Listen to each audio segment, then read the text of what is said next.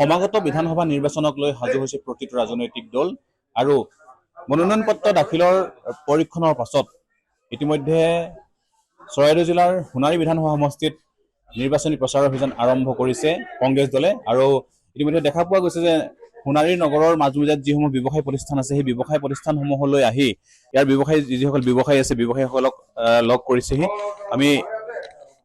আমি তেওঁৰ পৰাই আগন্তুক নিৰ্বাচনৰ বিষয়ে আমি জানিবলৈ চেষ্টা কৰিম। আপুনি আপোনাক কংগ্ৰেছ দলৰ পৰা আপোনাৰ সোণাৰী সমষ্টিৰ পৰা প্ৰাৰ্থিত্ব প্ৰদান কৰিছে, কি ক'ব? ভাল লাগিছে। মই সোণাৰী সমষ্টিৰ কাৰণে প্ৰাৰ্থিত্ব আমাৰ পাৰ্টীয়ে আমাক বিৰোধী ঐক্য মঞ্চই মানে আপোনাৰ কি কয় মিত্ৰজোঁটে মোক সোণাৰীত প্ৰাৰ্থী হিচাপে প্ৰক্ষেপ কৰিছে আৰু কংগ্ৰেছ দলৰ তৰফৰ পৰা আমি প্ৰাৰ্থী হিচাপে ঘোষণা কৰিছে।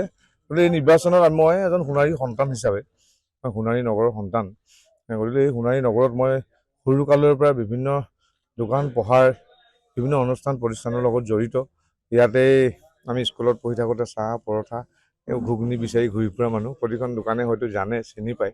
গতিকে সেইখন প্ৰতিজন দোকানীৰ ওচৰত এপাক গৈছোঁ আৰু যে এপাক মাৰিব বিচাৰিছোঁ যে মোৰ যিসকল অভিভাৱক আছিলে ব্যৱসায়ৰ কাৰণেও আমাক ইয়াতে আগবঢ়াই দিছিলে, গতিকে সেইসকল ব্যৱসায়ীৰ ওচৰলৈ এপাক গৈছোঁ আৰু এটা দেখা দিছোঁ যে ময়ো এই নিৰ্বাচনত অংশগ্ৰহণ কৰিবলৈ লৈছোঁ, আপোনালোকে আশীৰ্বাদ প্ৰদান কৰিব